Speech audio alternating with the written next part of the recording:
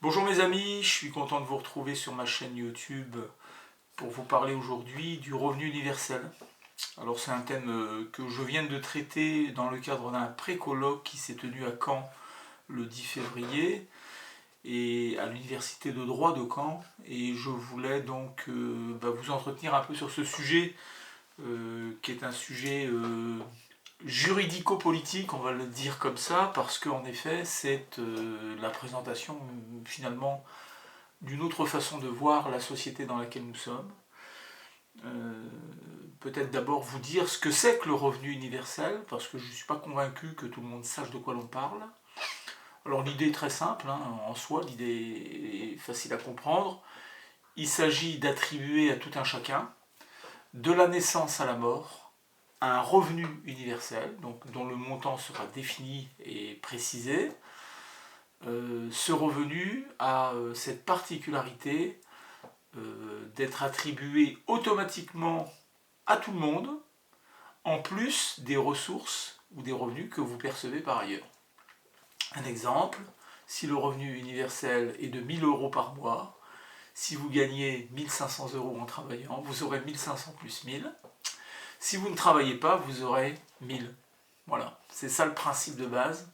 Donc, universel, ça veut dire tout le monde, les enfants, les adolescents, les personnes euh, qui travaillent habituellement, les personnes âgées, tout le monde.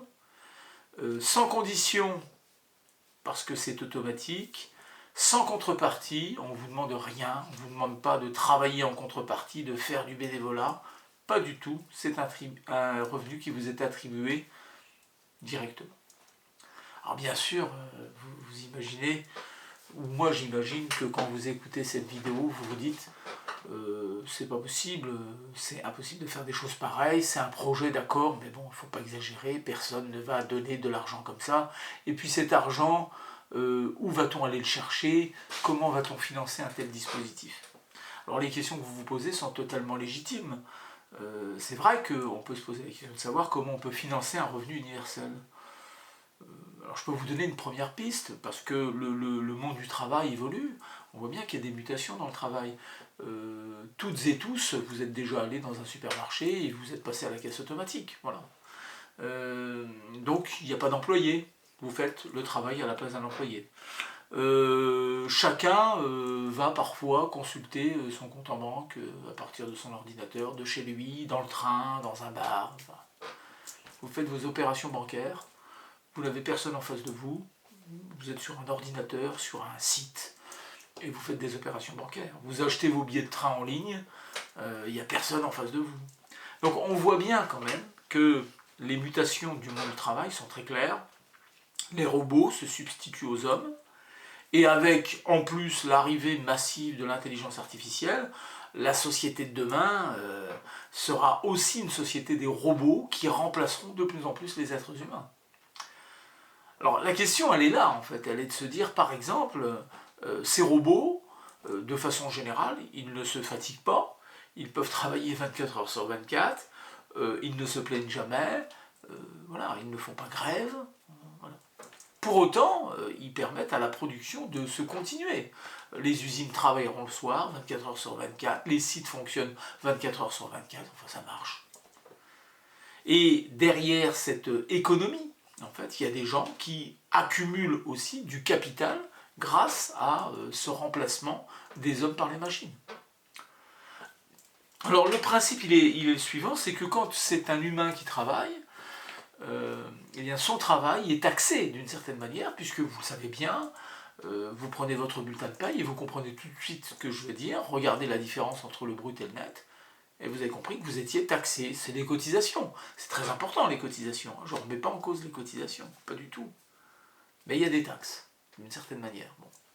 Alors juridiquement, ça s'appelle des cotisations, c'est pas des taxes. Mais bon, qu'importe. Dans tous les cas, il y a des prélèvements qui sont faits sur votre salaire. Et l'employeur aussi, d'ailleurs, paye une partie de ces taxes. Il y a une répartition entre les charges patronales et les charges qui pèsent sur les salariés comme nous. Quand c'est un robot, voilà. Donc vous avez compris que si on taxait la production qui est celle des robots, une taxe sur les robots, en fait, on obtiendra quand même une source de financement très très très importante. Il n'y a pas que ça, ça c'est une piste. Hein. Moi je ne suis pas un économiste, je suis un juriste. Donc je viens vous parler de droit en fait. Hein. Mais après, il y a des gens très sérieux, je dirais d'une certaine manière, des économistes qui font des calculs pour essayer de savoir comment on peut taxer, est-ce qu'on s'intéresse à la valeur ajoutée, à une autre référence, enfin voilà. Qu'est-ce qu'on taxe exactement, dans quelle proportion? Il y a des gens qui sont capables de faire ces calculs. C'est pas mon cas, et c'est pas l'objectif. Bon.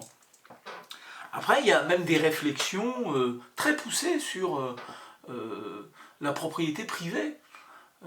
En fait, il y a ce qui relève de la propriété privée, mais il y a aussi ce qui relève de la propriété commune, c'est-à-dire de biens communs qui appartiennent à l'humanité. Par exemple, quand vous buvez une eau de source, moi je suis navré de vous dire que la source, c'est pas celui qui l'exploite qui a créé la source elle était là avant lui et elle subsistera après lui. Quand vous creusez et que vous trouvez une mine de pétrole, de minerais, de diamants, je sais pas quoi, c'est pas vous qui l'avez créé, hein. C'est la nature, mère nature, je sais pas, appelez ça comme vous voulez, qui a créé tout ça, c'est pas vous. Mais en revanche, vous allez exploiter ce bien qui était là avant vous, qui sera là après vous, qui sera toujours là en fait, pour en tirer un bénéfice, pour en tirer une richesse. Ça se discute. Voilà, vous voyez, donc ça déjà aussi c'est des réflexions. Quand on est amené à exploiter la nature, quand les gens ils vont au détriment d'ailleurs de l'humanité tout entière, exploiter les forêts d'Amazonie dans les conditions qu'on connaît, ça pose quand même un peu des questions, si vous voulez. Ça pose un peu des questions. Hein. Bon, des taxes qui seraient autour de la question de l'exploitation de la nature par quelques-uns qui en tirent un bénéfice très important. Voilà. Ça, vous voyez, c'est des pistes de réflexion. Ça permet de rapatrier des fonds, en fait, hein, pour payer ce revenu universel. Yolande de Bresson, alors je ne veux pas de connaître Yolande Bresson, mais c'est un des fondateurs hein, du revenu universel. C'est un économiste. Il a fait un calcul très intéressant sur le PIB. En fait, il nous explique en gros que sur 100 euros produits au niveau du PIB, hein, il y a 14 euros qui ne sont pas la production directe de ceux qui produisent, mais ces 14 euros en fait équivalent à ce qu'ont produit nos ancêtres, si vous préférez. Parce qu'en gros, si vous voulez, pour produire quelque chose, vous vous appuyez sur les travaux, les découvertes, les recherches qui ont été faites par vos prédécesseurs. Voilà, c'est ça l'histoire. Donc ça c'est intéressant aussi. C'est-à-dire qu'à chaque fois qu'on produit quelque chose, il y a une partie de cette production qui ne nous appartient pas, qui appartient en fait à la communauté parce que c'est commun, on s'est appuyé sur ses antécédents pour produire. Voilà. Donc vous voyez déjà là ça permet de réfléchir. Il avait même fait un calcul en disant on pourrait donner, si on distribuait cette partie commune, c'est-à-dire les 14%, quasiment 500 euros mensuels à chacun dès à présent. Ça nous revient légitimement parce que ça appartient à nos ancêtres. Il y a même un proverbe indien, je crois, qui dit nous n'héritons pas de la terre de nos ancêtres, nous l'empruntons à nos enfants. Voilà. Je vous laisse réfléchir, hein.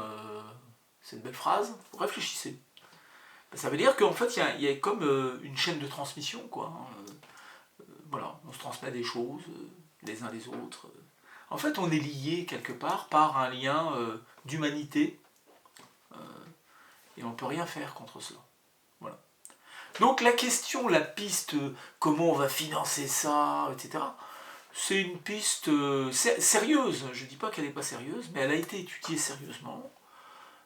Il y a des gens qui sont capables de faire ces calculs de façon très précise, très pointue. Encore une fois, je ne suis pas un économiste, hein.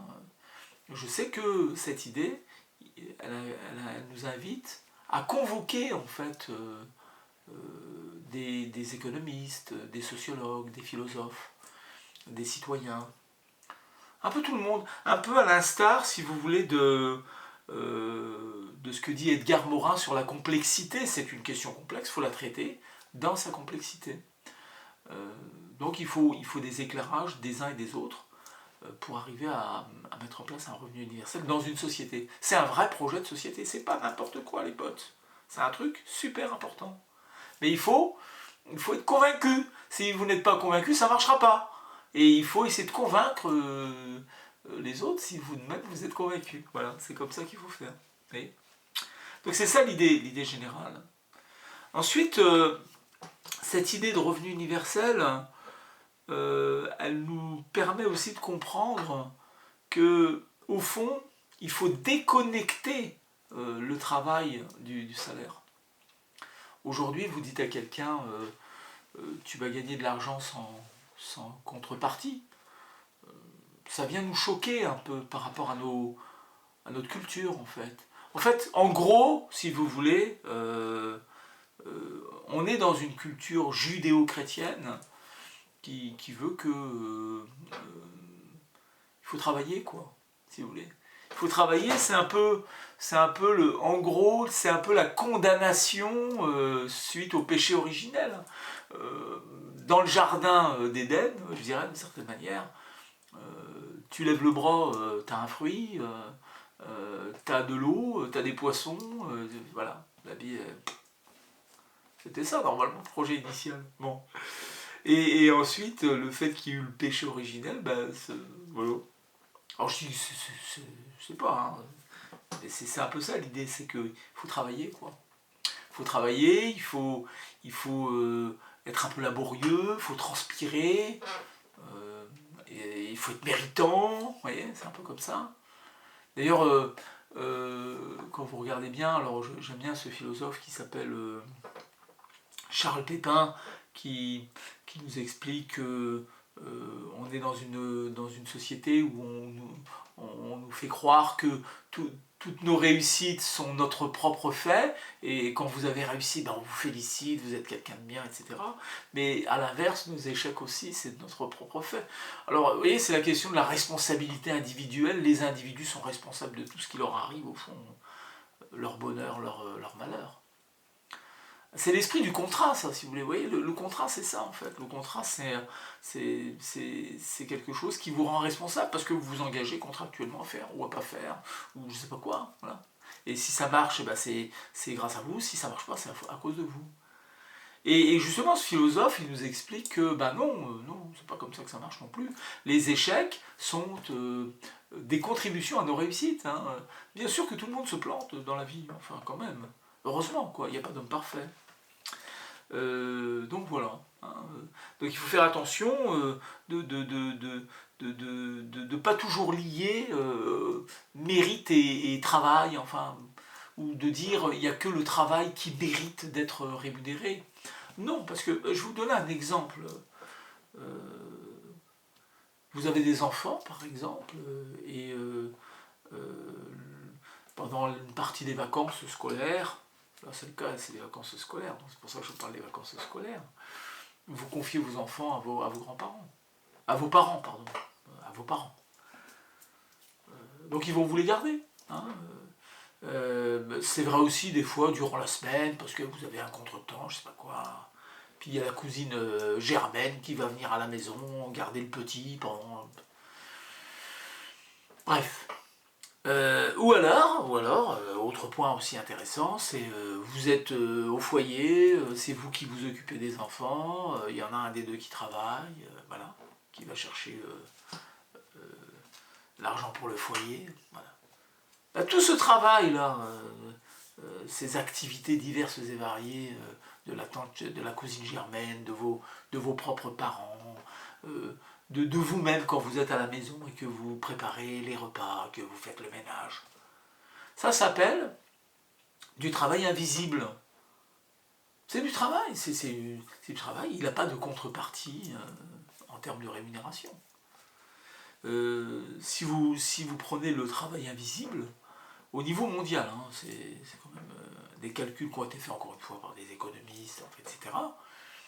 L'estimation, c'est 8000 milliards d'euros, ou de dollars. Alors, je crois que c'est des dollars, mais bon, bref, qu'importe, c'est pas très important. 8000 milliards de dollars ou d'euros. Ouais. Ça, c'est un travail où il n'y a rien du tout en contrepartie. Bon. Donc le revenu universel, il est là aussi pour permettre de rémunérer ce travail invisible, cette activité invisible, qui mérite aussi quelque chose, parce que, en fait, que je vous explique un truc très simple, quand on est heureux, on est contagieux. Quand on est malheureux, on est contagieux. C'est-à-dire, en gros, quand je rencontre quelqu'un qui est heureux, ça me transfère un peu de sa joie, quoi. Et à l'inverse, quand je rencontre quelqu'un qui ne l'est pas, ben c'est pareil. Oui.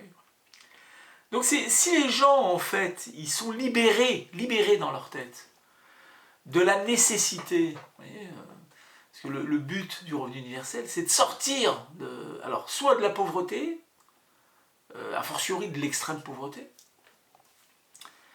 mais c'est aussi, je dirais, de créer en fait des conditions qui font que les individus, quand ils se lèvent le matin, leur seule obsession ce soit pas de savoir où ils vont dormir et ce qu'ils vont manger. Voilà, parce qu'il y a de quoi faire sur cette terre. En fait, quand on réfléchit bien, vraiment, il y a largement de quoi faire pour que tout le monde ait un minimum. Moi, si vous voulez, l'image que j'aime bien, c'est le petit coin de ciel bleu. Vous voyez, quand vous regardez le ciel et qu'il est bleu, vous vous dites « Ah, il y a peut-être un petit coin pour moi ». Il est assez grand, le ciel, en fait, pour que tout le monde ait un petit coin de ciel bleu.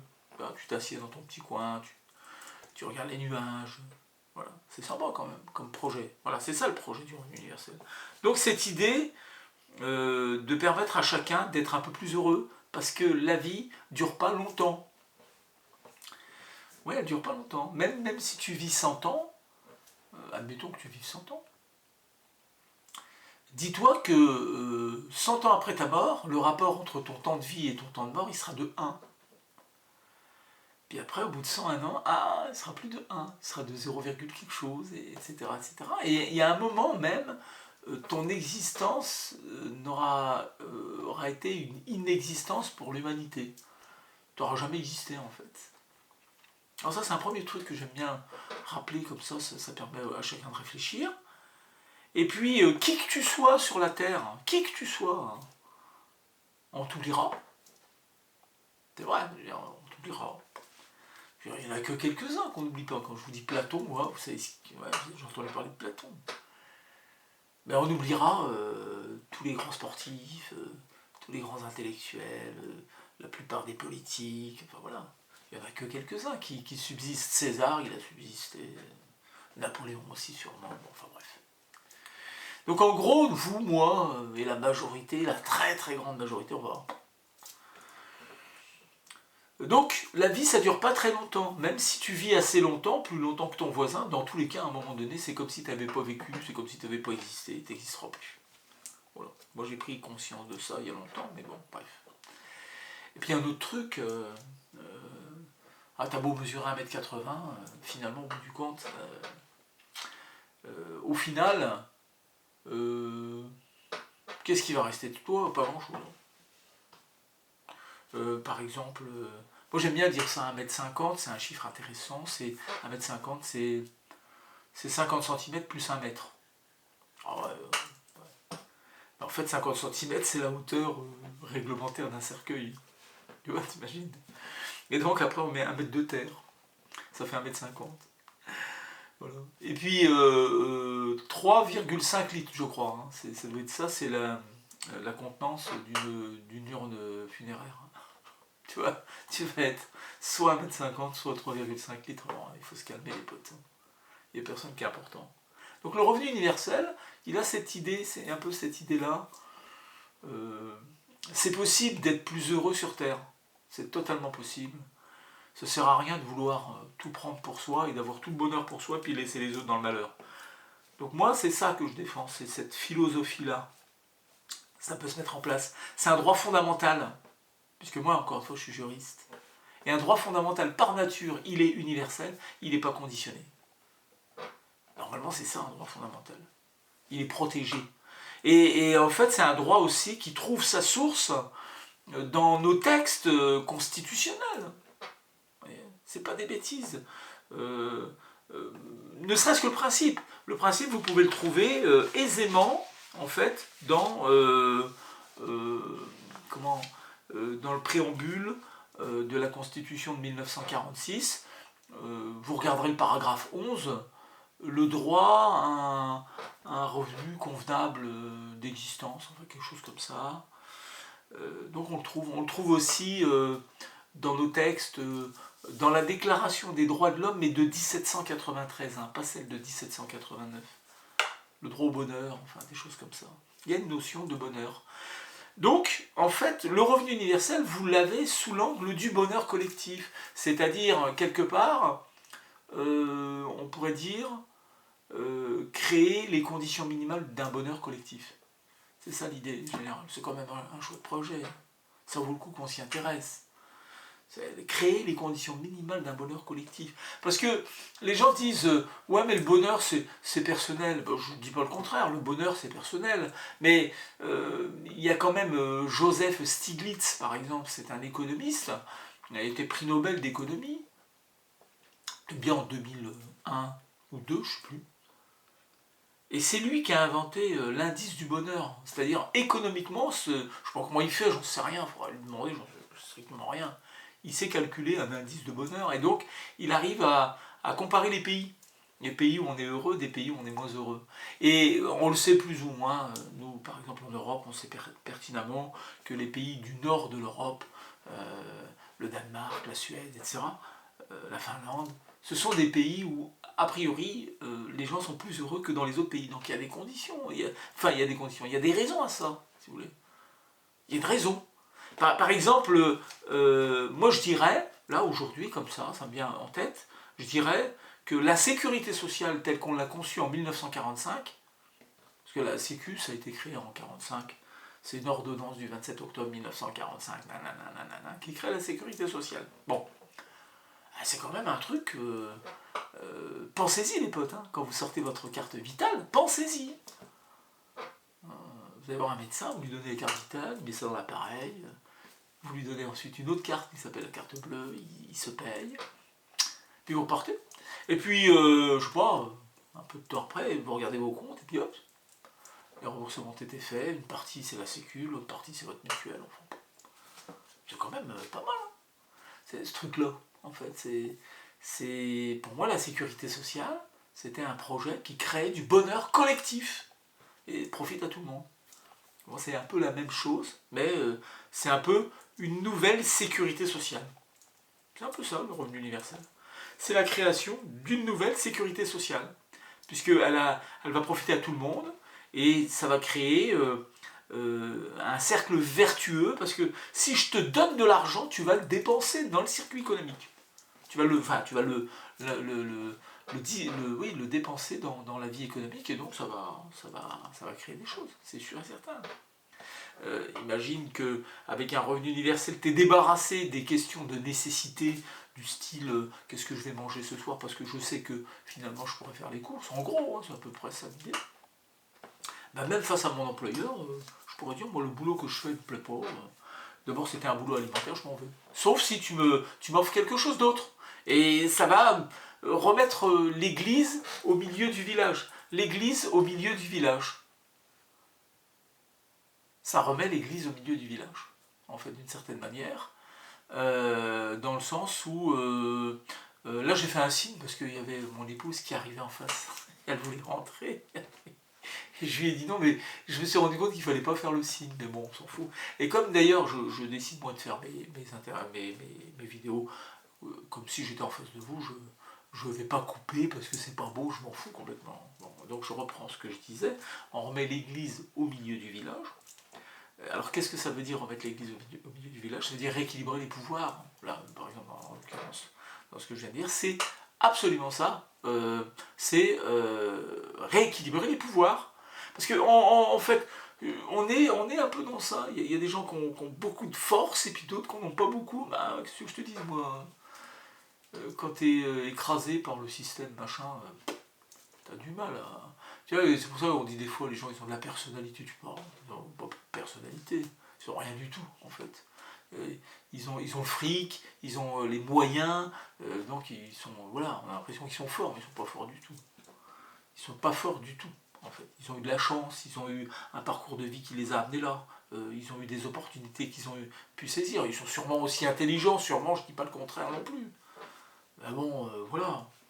Donc là, c'est quand même une forme de création des conditions minimales de bonheur, une vraie question. Hein, c'est une question même politique et philosophique, mais d'abord peut-être même politique.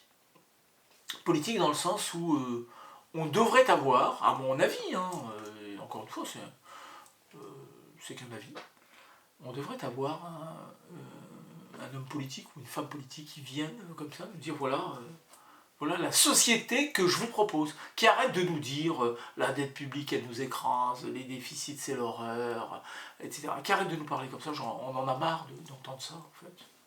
Je m'en fous, il n'y a pas que ça dans la vie, tu vois. Voilà.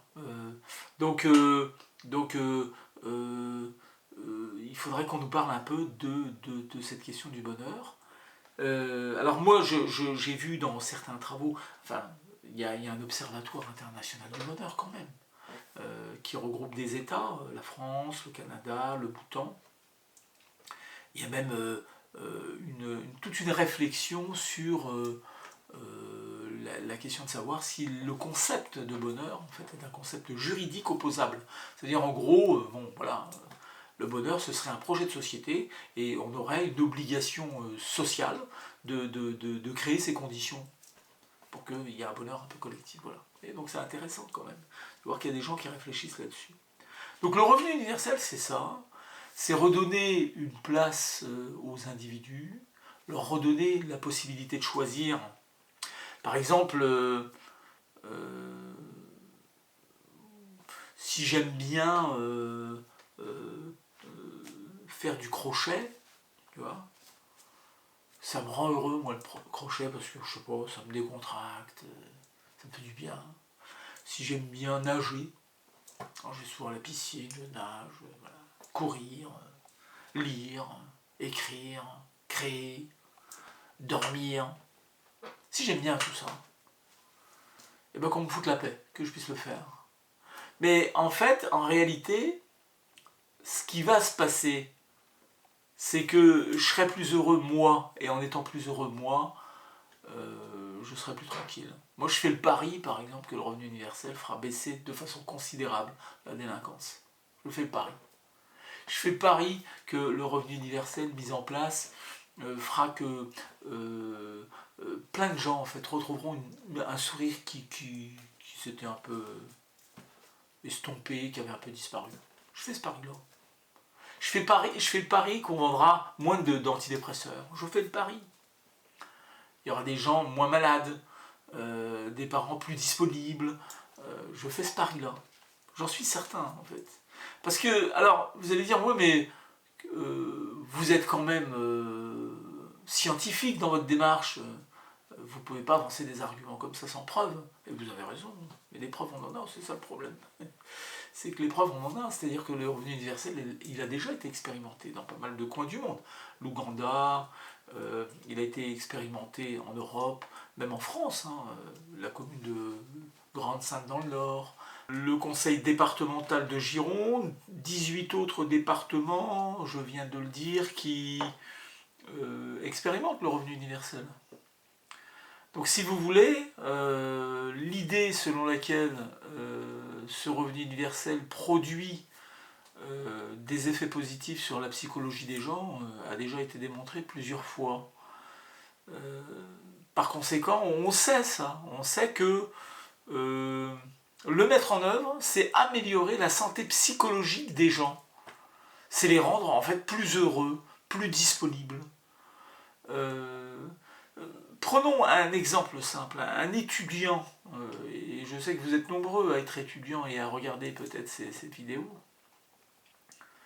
Bah, si sa préoccupation c'est de manger parce qu'il n'a pas beaucoup de moyens, il vit dans une petite chambre, il mange une fois sur deux parce qu'on le sait, il y a des étudiants malheureusement qui ne mangent pas leur faim par exemple. Bah, si moi, avec ce revenu universel, je lui permets de continuer à étudier et à être débarrassé de ces questions prioritaires, hein, qui sont l'alimentation, la nourriture, bah, je pense qu'il sera plus disponible pour apprendre sa leçon de philosophie, pour travailler les mathématiques ou je ne sais quoi d'autre. Voilà. C'est ces paris-là qu'il faut faire. Il faut faire ces paris parce que même dans les expérimentations qu'on a pu faire, j'en ai une en tête qui s'est passée aux États-Unis, dans une réserve d'Indiens en fait. C'est des Cherokees ben voilà, qui ont fait l'objet de cette expérimentation. En gros, on a donné de l'argent à une partie d'entre eux sans contrepartie et une autre partie qui n'a pas bénéficié de cette manne financière. On a fait l'évaluation. Ben, je vais vous dire une chose. Certains sont évidemment sortis de la pauvreté. Puis on croyait que les parents ils allaient arrêter de travailler. Pas du tout, ils ont continué à travailler. Sauf que, comme ils avaient plus de moyens, ils avaient plus de disponibilité, plus de joie finalement quelque part, ben, ils se sont occupés beaucoup mieux de leurs gamins, ils étaient moins malades, etc. etc., etc. Il y a beaucoup d'effets positifs qui sont des effets induits par la mise en place d'un revenu universel. Donc c'est ce qui me fait dire personnellement que c'est une dépense en fait importante mais qui rapporte beaucoup plus que ce qu'elle ne coûte. Et ça on a du mal à l'entendre, je crois qu'on a beaucoup de mal à l'entendre, pourtant c'est une réalité. Donc, si vous voulez, moi je peux pas, comment dirais-je, penser tout seul dans mon coin. Je pense qu'il faut qu'on soit plusieurs à penser ça. Donc l'idée c'est de continuer cette réflexion. Je vous ai apporté une partie de ma réflexion, mais c'est qu'une partie.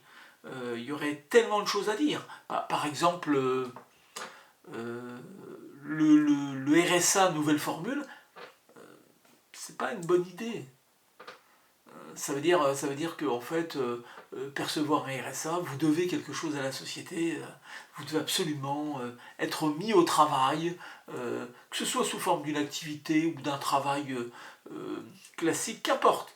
Bon, il faut absolument que vous rendiez la monnaie de la pièce. Mais je ne vois pas pourquoi, en fait. Je ne vois pas pourquoi on serait obligé de rendre la monnaie de la pièce. C'est un droit. Ça s'appelle un droit. Et un droit, il n'y a pas de contrepartie. Qu'est-ce que c'est que ce truc? C'est pas pareil. C'est parce qu'on pense comme ça que une personne qui aurait ça, c'est un feignant. Voilà ce qu'on pense.